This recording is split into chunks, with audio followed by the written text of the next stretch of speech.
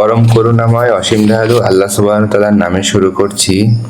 আজকের বিষয় মহাবিশ্বের কক্ষপথ, কোরআনের অদ্বিতীয় বৈজ্ঞানিক বিস্ময়। আজকে আমরা যে সূরার আয়াত নিয়ে আলোচনা করব, পবিত্র কোরআনুল হাকিমের সূরা আম্বিয়ার 33 নম্বর আয়াত। বিসমিল্লাহির রহমানির রহিম। ওয়া হুয়াল্লাযী খালাকাল লাইলা ওয়ান নাহার ওয়াশ শামসা ওয়াল কমার কুল্লুম ফি ফালাকিন ইয়াসবাহুন। তিনি আল্লাহ সুবহানাহু ওয়া তাআলা সৃষ্টি করেছেন রাত ও দিন, সূর্য ও চন্দ্র। প্রত্যেকে নিজ নিজ কক্ষপথে কি করছে? সঞ্চারণ করছে, লাইক দে আর ট্রাভেলিং। এখন আমরা আসি নতুন একটি শব্দ, সেটি হলো প্যালিন্ড্রোম। এখন আমাদের জানতে হবে প্যালিন্ড্রোম কি এবং এর মধ্যে কি রহস্য লুকিয়ে আছে। প্যালিন্ড্রোম এমন একটি শব্দ বা বাক্য যা উল্টো ও সোজা একইভাবে থাকে, যেমন 1 to 1, রেস কার। এই আয়াতের শেষের অংশটি আমরা যদি ফোকাস করি, আমরা যদি একটু লক্ষ্য করি, কুল্লুম ফি ফালাকিন ইয়াসবাহুন, এটি একটি বৃত্তাকার গতি নির্দেশ করে। ঠিক যেমন গ্রহগুলো সূর্যকে ঘিরে ঘুরতে থাকে অবিরাম, তাকে ঘিরে রয়েছে, যাকে আমরা বলি অরবিট।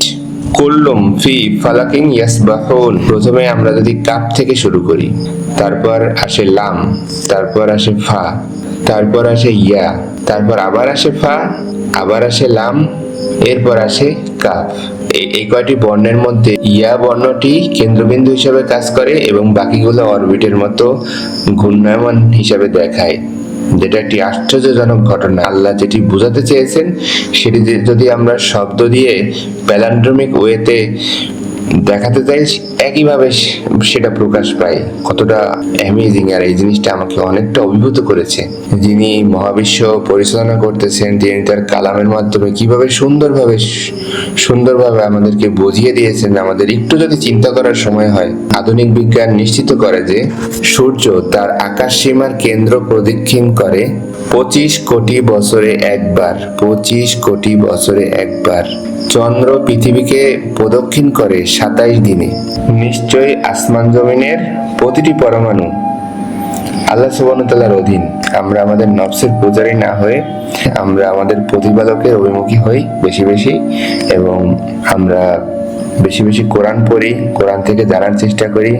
এখানে অনেক বৈজ্ঞানিক তথ্য লুকিয়ে আছে, আমরা এগুলো বেশি বেশি করে অনুসন্ধান করি এবং এ নিয়ে আমরা চিন্তা ভাবনা করি যে আমাদেরকে এই পৃথিবীতে পাঠানো হয়েছে নির্দিষ্ট একটি কারণে, সেটি হলো পরীক্ষার জন্য, আল্লাহ সুবহানাহু ওয়া তাআলার ইবাদতের জন্য।